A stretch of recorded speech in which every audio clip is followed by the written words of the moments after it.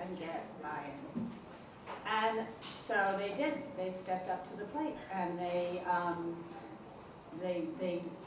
came forward. And actually, Queensborough was also going to be with us, but they couldn't get complete buy-in. It was incredibly short turnaround time.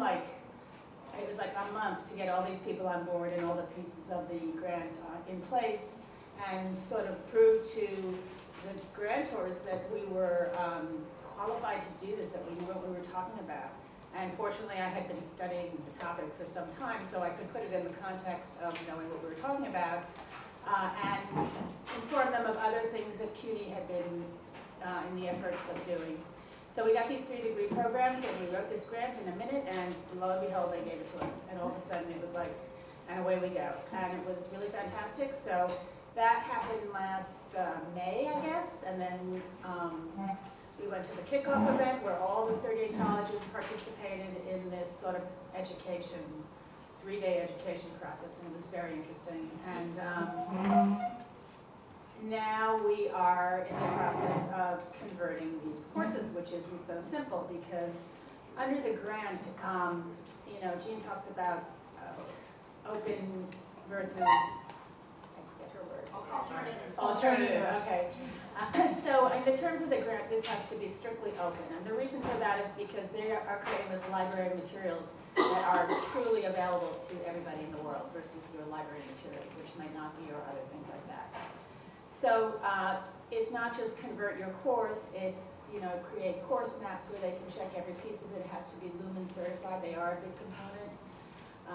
And Lumen has been incredibly supportive in so many ways, not just with those who are using the Lumen platform for the grant, but also in terms of getting this thing done. So we have that component going on, and the courses need to be certified before they can be considered running in the grant.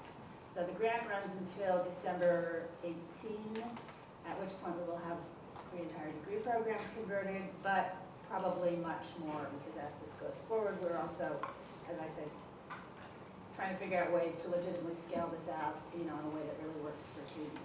So one last thing I do want to say about, that I forgot to mention earlier, was I did this little cost calculation. So aside from the pedagogical amazing impact that you're going to hear about in a moment, so for each degree program, which we actually have textbook figures for, and this is at like a 30% amount of textbook figures, each degree program, that would be one instance of 24 courses, say, in 1 year, would cost, say, about $70,000. Yet if they were scaled out to each section of every course, that would be about $1 million in 1 year per little associate's degree program. So if we scale that out to all the community colleges, that would be $6 million for, that's awesome, for just like one little teeny tiny little drop of sand in the bucket of CUNY. So, the impact is incredibly awesome from a financial point of view in just so many ways to slice it and dice it. And that's just that little example. So,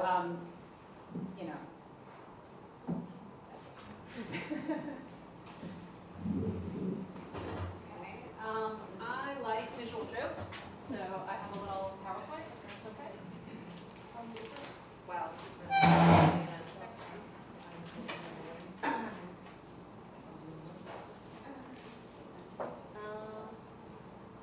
it looks like it's blinking.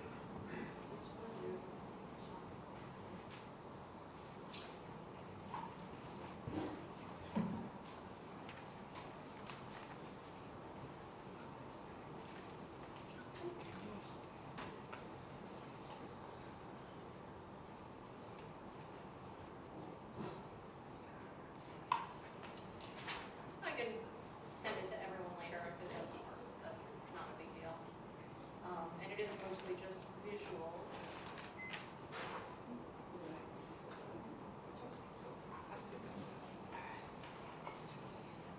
Belts and suspenders tech. My name is Shawna Brandle. I'm from Kingsborough Community College. I love it there, but we are literally and a little bit technologically, and I mean this literally, we're a backwater. As in we're on the beach and the water comes in. It's the technical oceanographic term.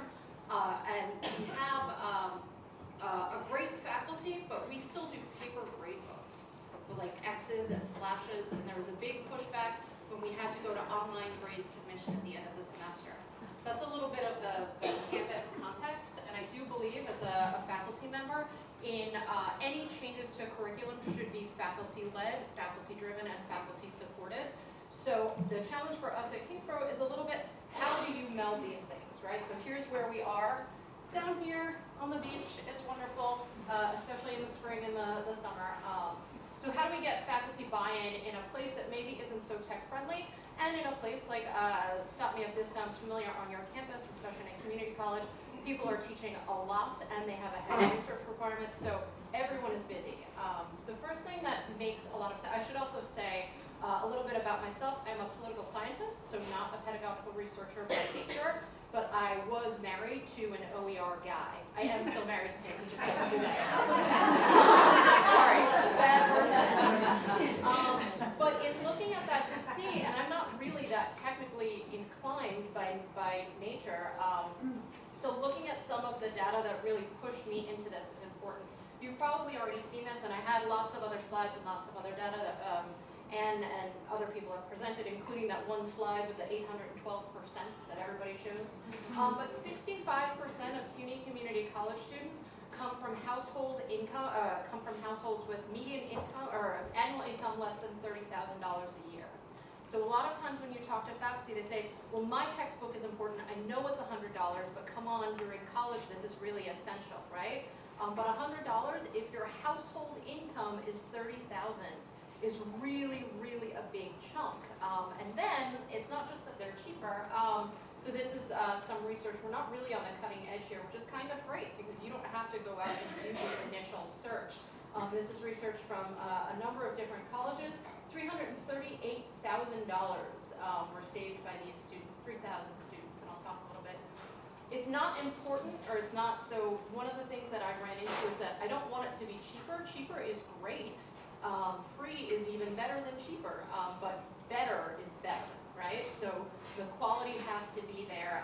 And there is already research that shows, yes, students are learning as well, if not better, and they're sort of larger end studies, so you don't have to do those if you don't want to. One way to look at this, these are the 10 most popular or most enrolled courses for us at Kingsborough. If you assumed, and there are openly, easily available, I'm not a disciplinarian in any of these but POL 51, so I wouldn't speak to the quality, but there are readily available OERs for each of these disciplines. And if in 2016 we had adopted this, we would have saved over $1 million, $1,127,000 to be specific, and that's assuming an average course textbook cost of $50, which is rather low. So that likely would have been even higher. So make the financial case to faculty is really, really important. Contextualize that information. And then I'd like to point out that we all do this already, right? How many of you used course packs when you were in college? And I'm not sick. Some of it's been a while since we were on the receiving end. How many of you scan or make copies for students? You find something that you like and you spread it out. So that's really what the content curation process in OER is about. Yes, it takes time, but you're already putting the time in anyway. With a little bit of tweaking, you can put it in more fruitfully in an open way. It is, and this is where my own process, I could go into this really long, but I won't. Adopting OERs for me has been sort of magical because I didn't go into it thinking that I would rethink the way that I teach, my class activities, my learning objectives, but that happened organically without me thinking about it or caring that much that I was doing this extra work. And I came out with a better course because of it. So this is a great way. Adopting OERs, we've got this justification on cost and the students need it. You can customize it, tailor it, a lot of what the other presentations have said. There's this process, this substitution, augmentation, modification, redefinition, SAMR process about adapting new things. It can be for technology or new technological processes. You can just substitute, just get a textbook, right? You use a textbook, get a free digital textbook that's open to use, go ahead. But you can also add things in. And again, many of us are doing this already. You might use a standard publisher's textbook, but you find videos that you like. You go a little bit further because in those videos you see interesting ideas and you modify. You might do different things in your class, and then you can really redefine the course. And that's where OERs, again, can be so useful because you may find that a textbook is not what you need. What are your learning objectives and how do you get there?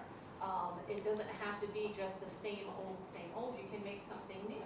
And you can do it for free. It's kind of like a gateway drug.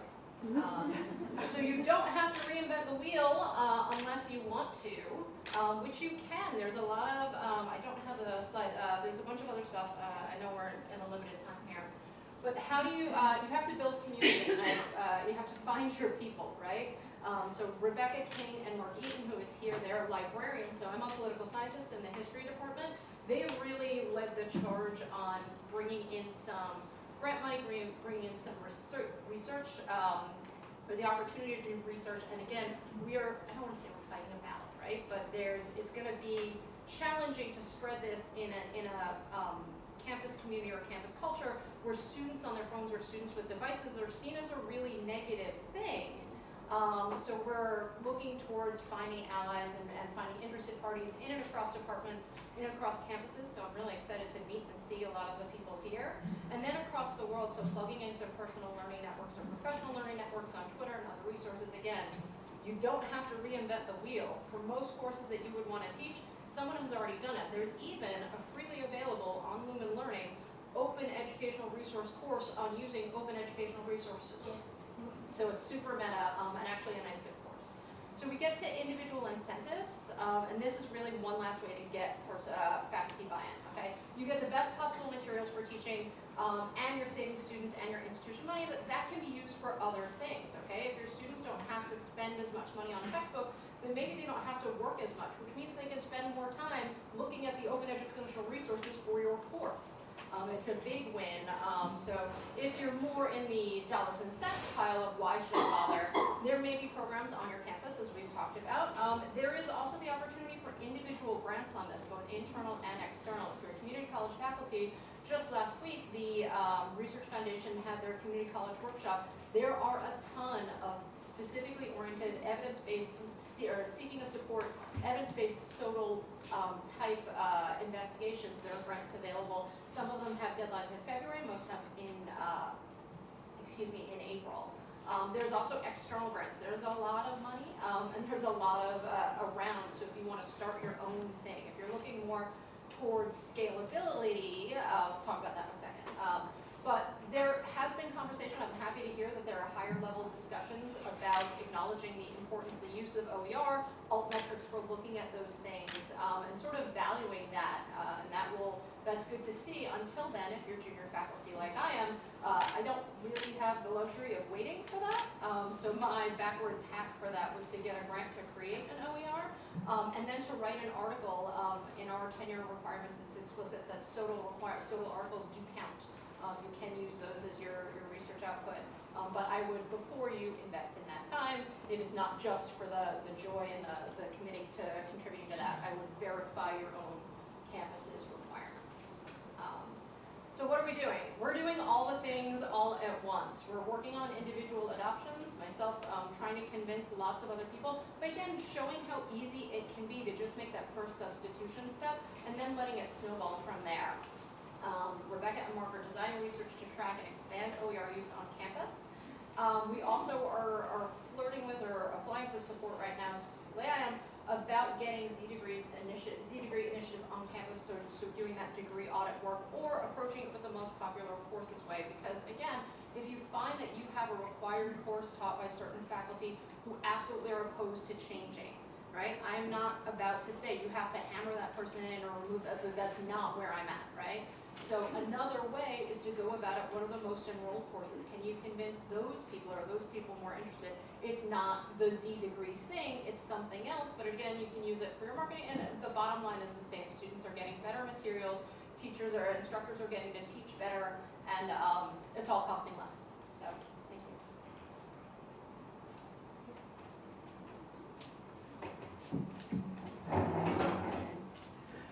Good afternoon. I'm Miriam Deutch from Brooklyn College and associate professor in the library there. And for the past couple of years, I've spearheaded the initiative at Brooklyn College to encourage faculty to rethink, reimagine their textbooks.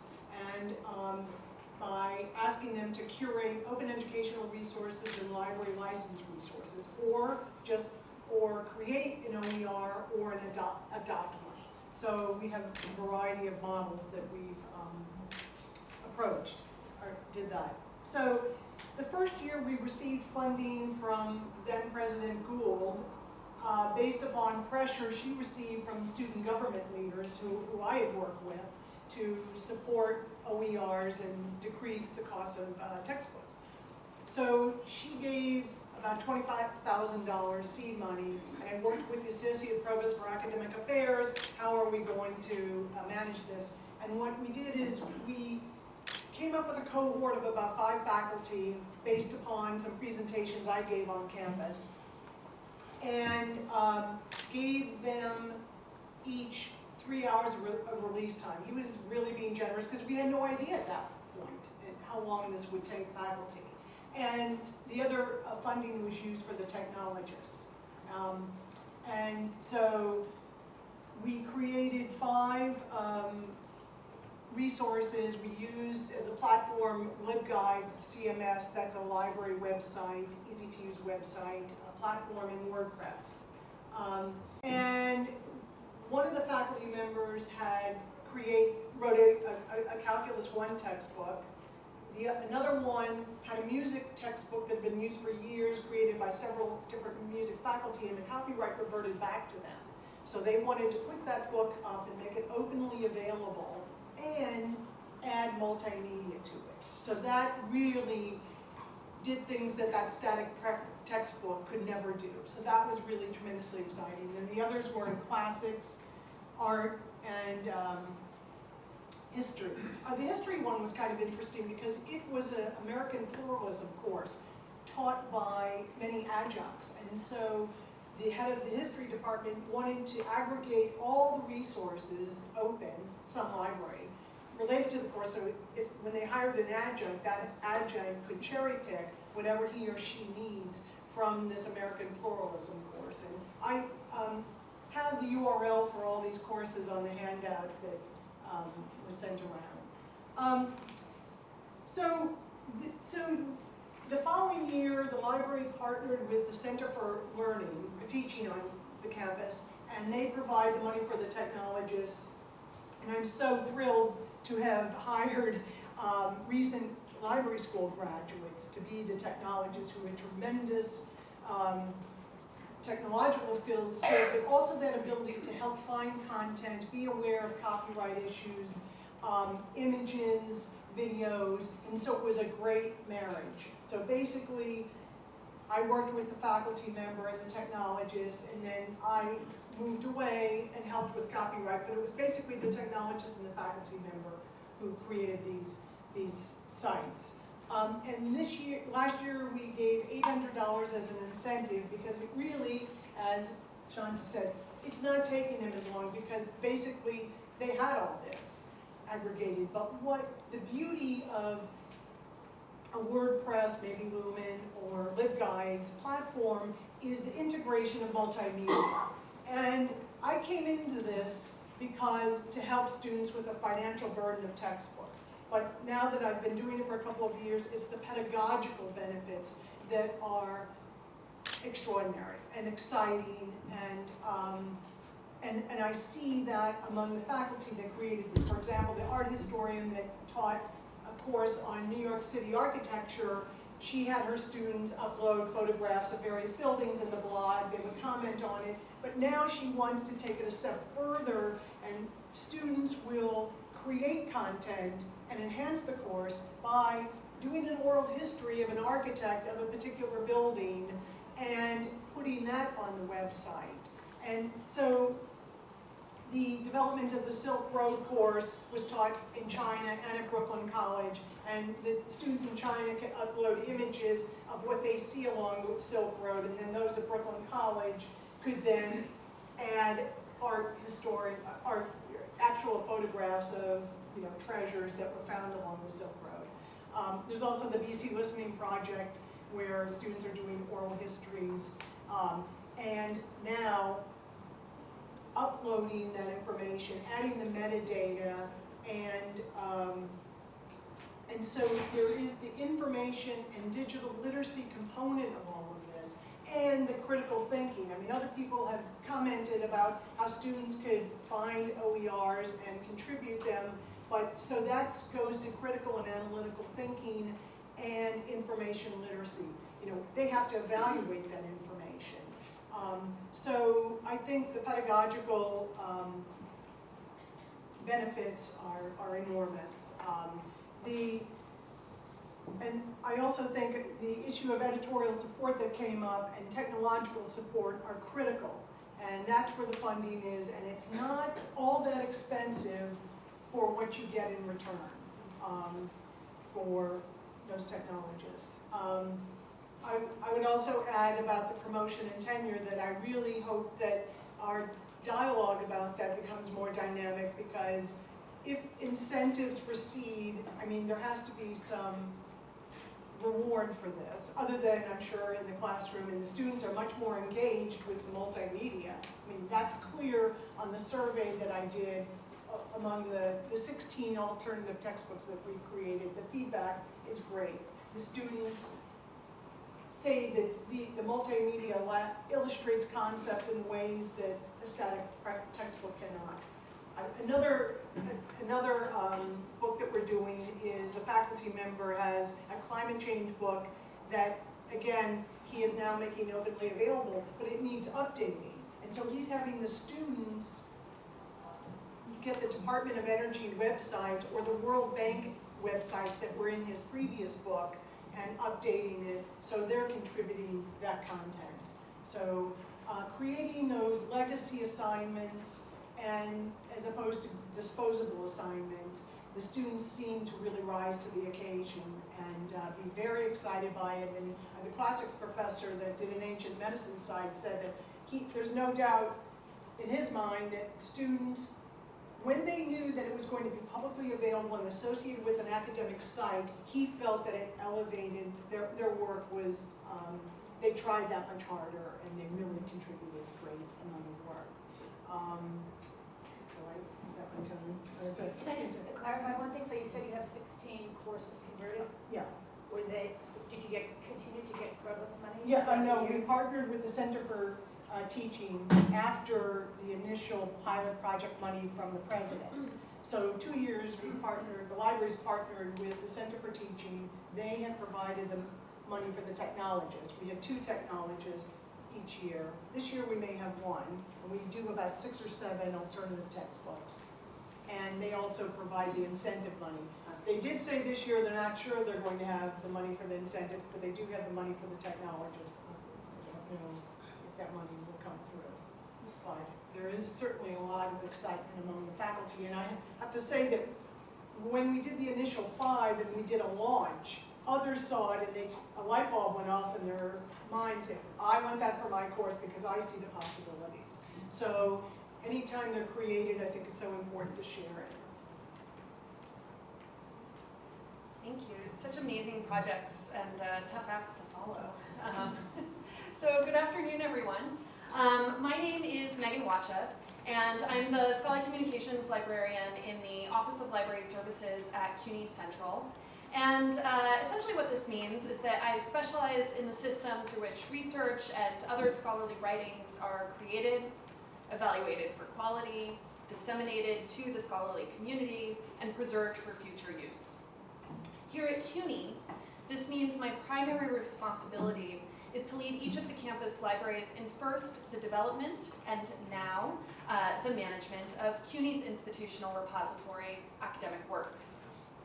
So I know that many of you have heard about Academic Works before. We've really been rolling out, launched and are rolling out for almost 2 years now. But I also see some new faces in the room. So I wanted to take a moment to kind of explain what it is and what benefits it brings, particularly in the context of this conversation. So Academic Works is an online repository, so a website, where faculty, staff, and students from across CUNY can share their research and teaching materials with the wider public, to anyone with an internet connection. This is done as part of a larger movement to make research openly accessible online, to return scholarly publishing to its original purpose, which is to disseminate work so that it can be read and built upon, and to challenge a growing information divide between those that can pay for content and those that cannot.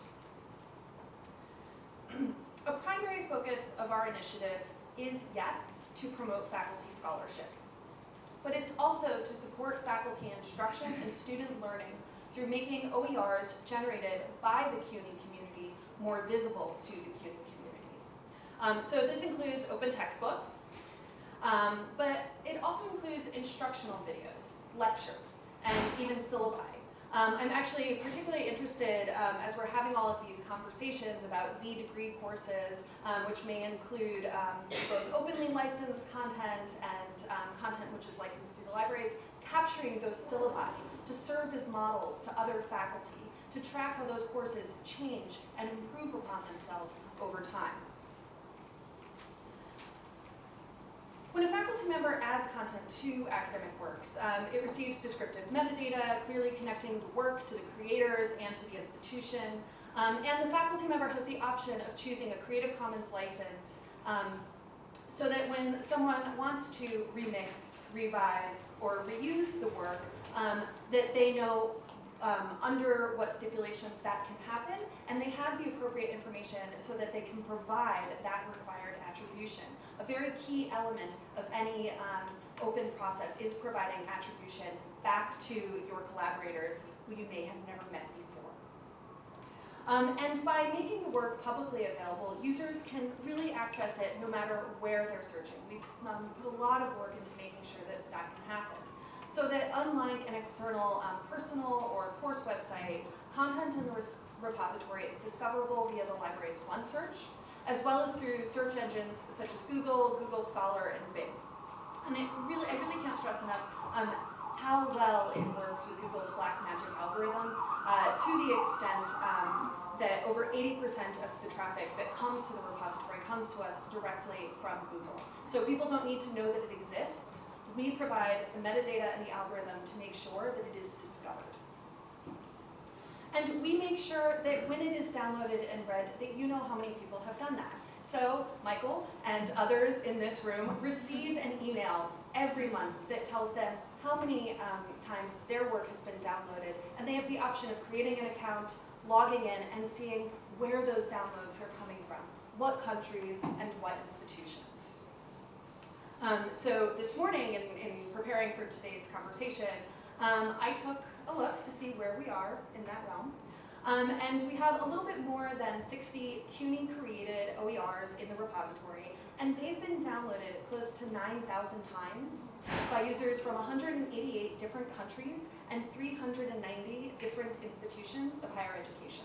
So these works are being used, and that really goes to the core of these initiatives. But it's important to note that the institutional repository isn't just a platform for distributing content online. It's a suite of services that are offered by CUNY libraries. We offer expertise in description, discovery, and preservation, and while we aren't lawyers, I think it is important to stress that, we do regularly provide education and guidance to faculty about copyright and Creative Commons licensing so that they have the information that they need in order to make an informed decision about what is appropriate for them and for their work. And that does vary by faculty member, and it may vary by individual over time. So I know, for instance, I for a long time tended to be a CC BY gal and have since moved to a CC BY NC clause, so having a non-commercial clause attached to it.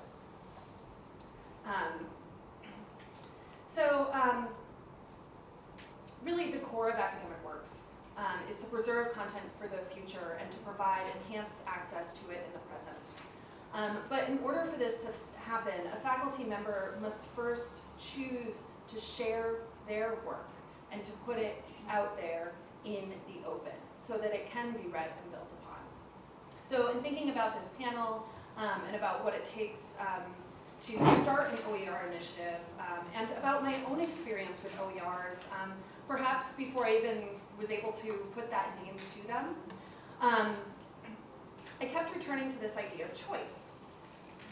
The choice of learning objects that support particular learning outcomes, yes.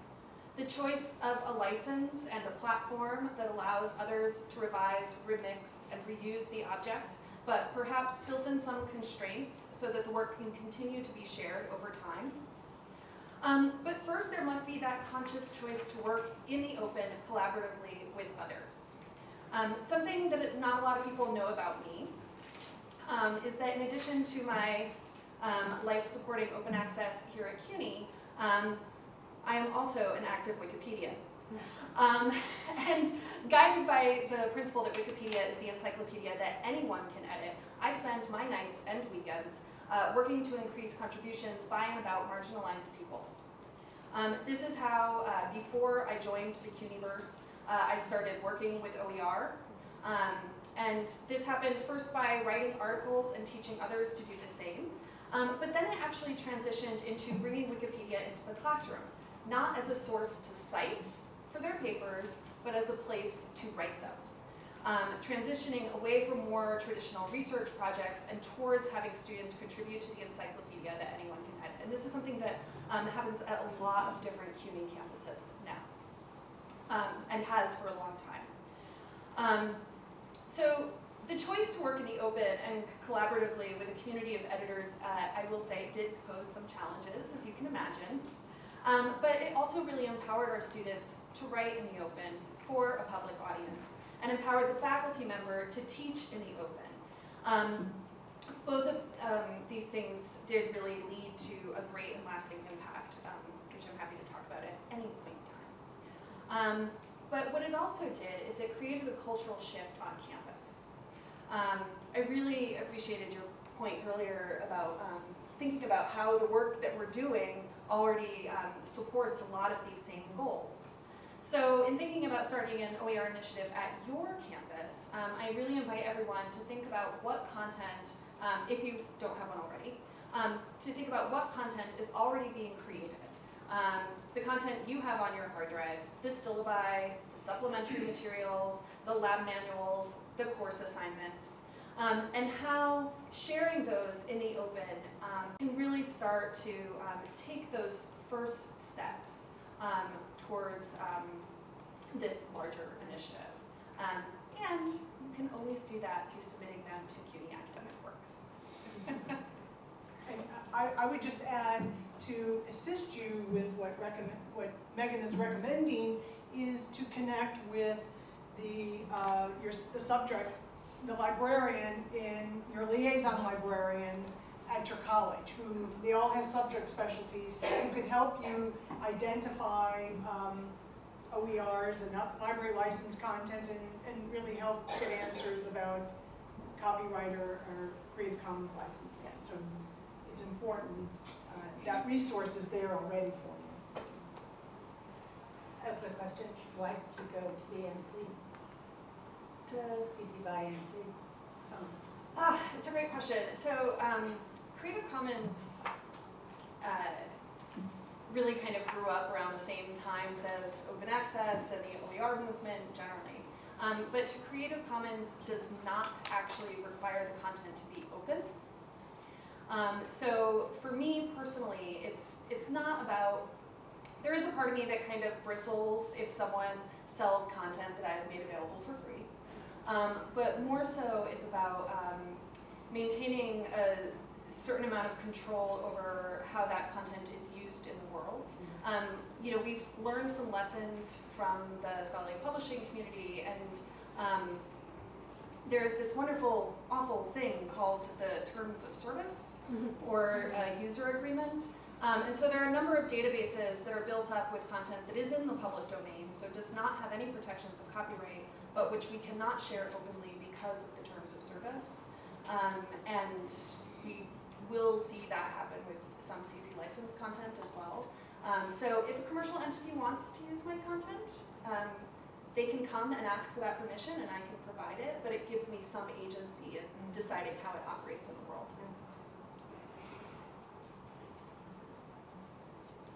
So we are ready for questions. Just raise your hand if you have questions. Thank you. This is working. First of all, thanks. This has been a fantastic panel. And I have a question about, I'm an English professor, and so I often think about kind of materiality of the text, and it's something we haven't talked about today very much, but it strikes me that when you take a textbook, a printed textbook, and you turn it into an OER, we sometimes think that this is a neutral operation, right? That you're just taking the same thing and making it free or making it more accessible or whatever, but we're also transposing it into kind of a new affordance or like a new material container in ways that impinge on students in various ways. So I'll throw this out as kind of an open question, but I think about, are students accessing these new materials on iPads or on laptops? Are they printing them out in PDF? Is it a flowing text that we're giving them, that they're kind of making a static text by PDFing it? Is it interactive? If so, how do we guarantee that they're all able to interact with it the same way? As faculty, can we say turn to page 21, how do we make sure that we're able to navigate it kind of in a smooth way in the actual, kind of in an actual classroom situation? So I'm fully an optimist about this, but I do think that there's a can of worms that opens up a little bit, especially when we think about resource-starved institutions and students in terms of kind of getting our hands on the materials in the most kind of usable way.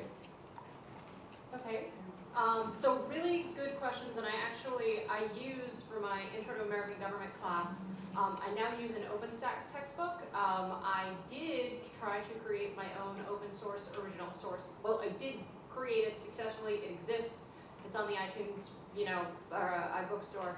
It's not great. I'm not an Americanist. It's a work in progress, iteration and editing. But in that design process, I really had to think about a lot of what you're talking about. So what kind of devices did my students have access to? And first of all, I thought through, well, is this unfair? Am I forcing students to read digitally? And then I looked at what textbook costs are. So the cheapest way to get a standard publisher's textbook is a digital rental, which precludes printing in any large chunks. So if students actually want to read a print version, they can't. And also, so that forces them to go to devices and for most of Kingsborough students, there's a little bit of institutional research about what kind of devices our students have. Most of my students, it would be their phones, which is kind of a suboptimal way to read. So when I designed the source book that I made, and now when I look at OERs, I look for device neutrality, so that if they have to read it on a phone on the bus, they can. If they want to read it on an Apple, a Mac, a Linux, if they want to print it out, and it comes down to, I didn't include a lot of, if you're in the Apple universe, you can do a lot of cool interactive HTML5 stuff, and you don't actually have to be that savvy to do it. It's awesome, but you're in the Apple universe then, and that is an expensive universe that a lot of our students are not part of. So it doesn't make any sense to design exclusively for that. So I even had to design not just for device neutrality, but assuming that some students would print, right? Because they will choose to take the $50 they don't spend on a printer because some of their professors still ask for printed papers, and it just makes sense. And they would prefer to read that way. Okay. So there's a design question, and the cool thing is they're actually available in a lot of different ways. So OpenStax, you can download a PDF that you can print as much as you want. Some of the materials in there have, so they're PDF. There's also an enhanced iBook option for some of them, so you can get some of that interactivity, and it's $5 to the student. So if they want that extra thing, or if you want to ask them to do that extra thing, $5 doesn't seem that onerous in a college course. And to keep in mind that it's not always a question of pages, right? I could imagine we automatically think of that substitution level. Like I did have a lit textbook, so I'm going to get a free digital lit textbook, and I'm going to turn the pages or scroll the pages somehow. And you don't actually, you can start with that, and there are ways to make sure that it's consistent, that everyone's looking at the same thing, and that everyone can access it. But there's so much more you can roll into. So if you're doing poetry, you can have a website that has every different page is a different web, and I'm neither a poet nor a web designer, so this is going to get really sketchy. But you could have that sort of thing, and you can include multimedia links so you can listen to the poems as they are. I do a lot.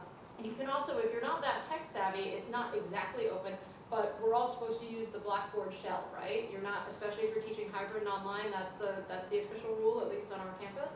So if you were to build Blackboard courses, right, so all of your students, especially in a hybrid or online, but all of your students have that login, they should have some access to it, they can access it on campus.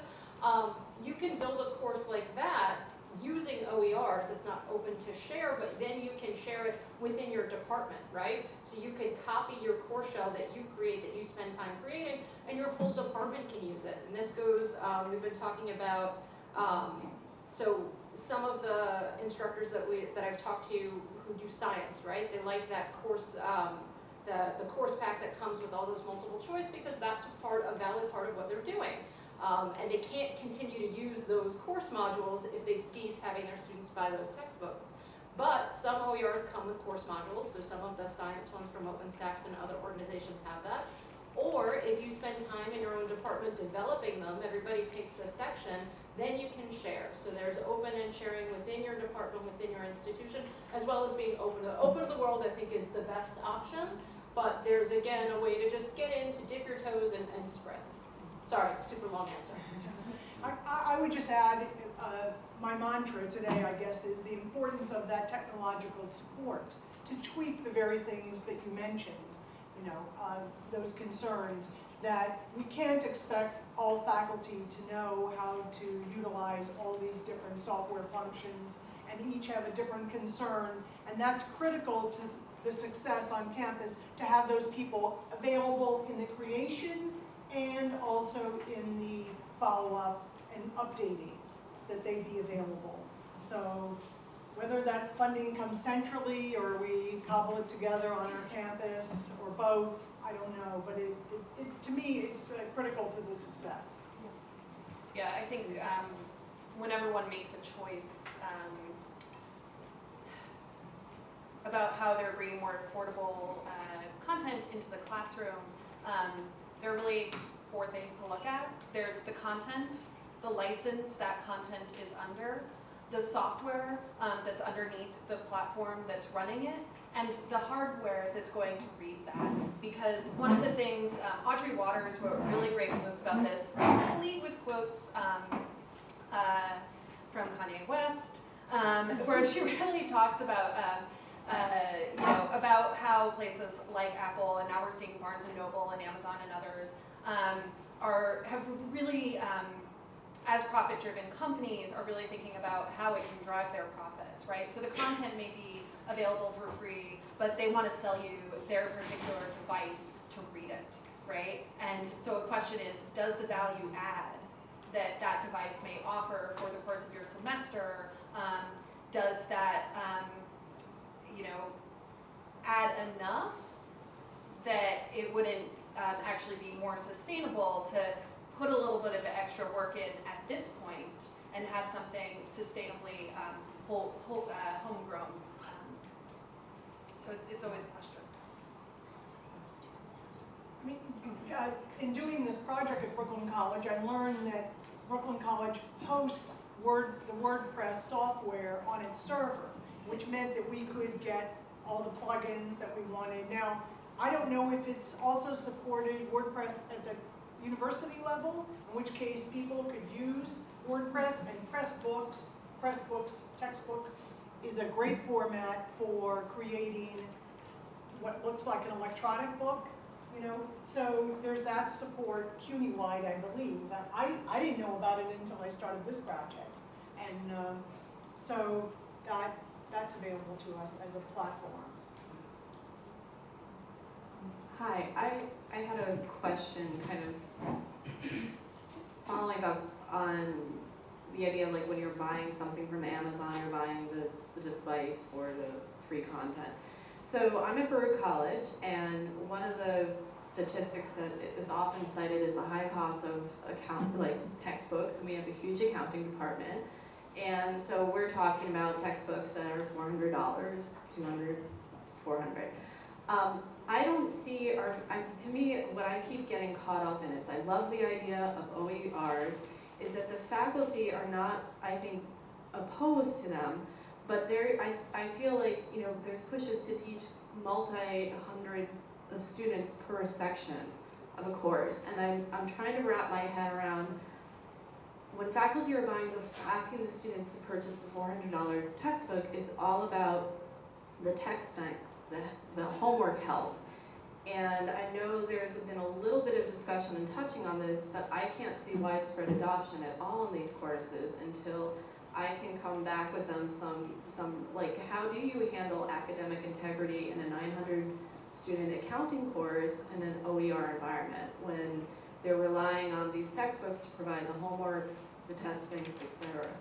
So if anybody has any thoughts about that, I'd love to hear it. So, if you're talking about, and again, it would be discipline specific, so getting together and meeting with faculty and saying, what are your concerns? If they're concerned, we want to know how we can deploy. So one of the things that was interesting, sort of related, is that, again, one of our hard science classes, they have a course, like it's the enhanced thing that you log into. It's turnkey, it's very easy for the instructors to use, but it's a two-semester sequence. So you buy the book for the whole year, and it comes with 90 or 120 days of the actual the login. But if you fail the first course, you have to re-buy the book because it's not offered again in the spring. So I don't know if accounting, so in that sense, there's a big incentive for faculty who face that sort of challenge for their students, because that's a waste of time, that's a waste of money for them.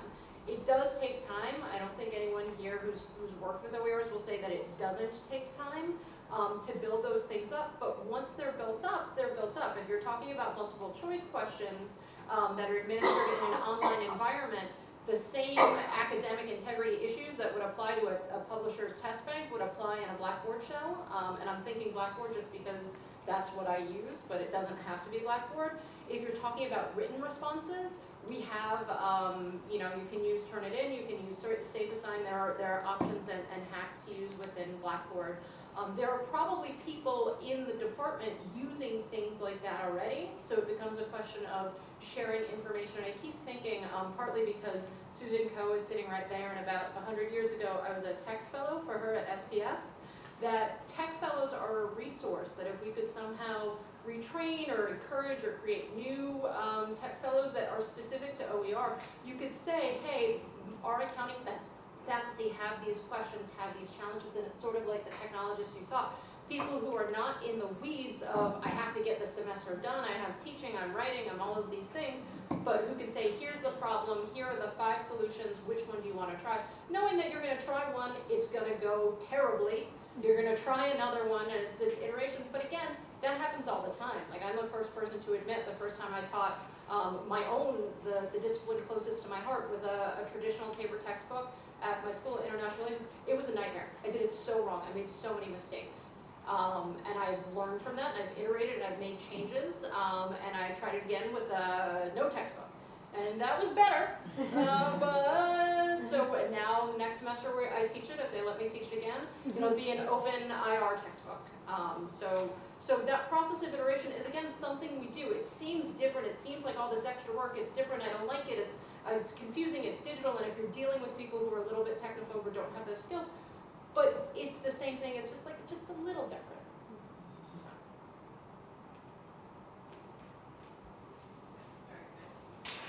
Did you have one follow-up? I guess for me, it's like my greatest concern is that I know that there's a tremendous cost savings to students with these textbooks, and I know that there's some funding in place to, Q grants, etc. But I just see at my school in my area that like right now, we have accounting faculty who are rejiggering to an adaptive learning platform their test banks, and it's requiring a tremendous amount of resources and time. That I really feel to have ongoing sustainability in a lot of these more expensive courses, that there has to be a real examination of institutional support for the CETLs or the libraries, that we have these instructional technologists. I don't know, I just feel like that needs to be said, at least to get wider spread adoption. Thanks. Oh, well, that's a pretty cool segue. All right, we're almost, we only have 10 more minutes, I guess, before we move to the next panel or the next piece, right? So one of the things we want to talk about is, and one of the things my goal for having the CETLs do this retreat was that you could walk away with the beginnings of a concrete plan for what to do next on your campus. So we've heard a lot of, different ideas about what's happening if people are doing individual courses and sections, and I wanted to clarify that the Z degree initiative that Anne spoke of, I don't know if this was completely clear, I think it was, but this is a project about putting whole degrees online for free, not just a few courses, but a whole degree. And right now we have ASAP, the ASAP director is very interested in throwing a bunch of money at us to take some whole degree programs and just make them all Z degree programs. So I was talking to Anne, and by the way, this is Greg Gosselin, I don't know if you've met, he's the University Dean of Libraries, he just joined us. And he and I talk about this, have to talk about this stuff all the time, but with ASAP, if you think about it, BMCC has 5,000 ASAP students. That's almost as big as this entire college of Ostos. So just a mini college within a college. And if you have that many students, if you look at like what are the degree programs that most of them take, if 1,000 students are taking, an education program, and you put that entire program online for free, I mean, that's like huge. And she's willing to pay for that. And then once that's done for that program, I think Jackie was saying earlier, a lot of those courses converted can be used across the university. So one of the questions I would like you all to think about as we get it and move into the next panel, and also the discussion when you will start to come up with some real concrete ideas for how you can move this forward on your campus, is would it make sense on your campus, course by course? You find what they say, a few faculty that are interested and they do it, and then other people hear about it and then they do it. I mean, is that a good approach? It may be for your campus. Or is it a good approach to say, look, let's just get this whole degree program. I think we can get funded to take this whole degree program and put it and convert it. Or, Ann and I were talking, what if we did all the gen ed courses? What if we did all the if we did all the, if your campus had 2 courses in every pathways bucket, then that's going to be, if you're a community college, that's half of every degree program. That's 30 credits of every 60 credit program that's free. So these are as you come up with plans for your own for your campus that you're going to try to move forward and get that support, as you were saying. I mean, I don't think there's not going to be any big CUNY god that's going to come down and bestow money on all the CETLs. I can tell you that right now. But you can make the case for it on your college. And there's, like as I said, there's Q money, there's ASAP money. ASAP wants to fund this. There's tech fee money. I can't believe tech fee money can't be used for this. And then centrally, Greg and Ann and I are going to we're working with some of the development folks at Central that want to go out and find money for us. So we're looking to get some more big money. I mean, $300,000 was just a drop in the bucket. But if we can get bigger money that then we can hand out to the colleges through RFPs or whatever to say like, okay, accounting and nursing and science are our biggest challenges. We got $500,000, so I mean, that's where we're looking for central support. We're gonna try to look at the platform, provide support for lumens, that sort of thing. But think about how you kind of want to approach it, or what might make sense for your own college. And in thinking of that, if you combine it with online, if you imagine you're a student, you can use global search. I can go in and find an online course, and I can find a course that is a totally free textbook course. And through e-permit, I can now take that course anywhere. If I'm a criminal justice student and I can take all these courses with no charge at BMCC, I'm going to try to take them at BMCC. I'm no fool. I mean, I can either stay at my college and spend $200 in textbooks or I can go through e-permit now very easily and take that course at another college. So I think pretty soon the students are going to start talking with their feet, as they say, and they're going to we already are starting to see it. So think about that environment, the e-permit environment, the CUNY First, the ability through global search to identify all these courses, and what it would be like to scale up on your campus. All right, that's all I have to say. Any more questions? I just want to add one thing, if there's not another question, about student-created content. I think this is really interesting. It's really creative, but there's like just a little coda if you're thinking of using it. There's making sure that it's not an exploitation of student labor, right? We don't like to write for free or work for free. We don't want to make students write a textbook, so if they're creating content, then it should be an authentic learning experience. And when it is an authentic learning experience, I think it's fantastic. Here, here. Good point.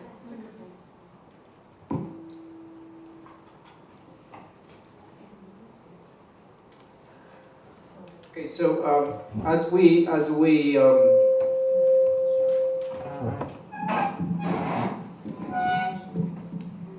transition to the next segment, let's get a couple of minutes to stretch out if you want to quickly use the bathroom, and then we'll start the discussion part of the group.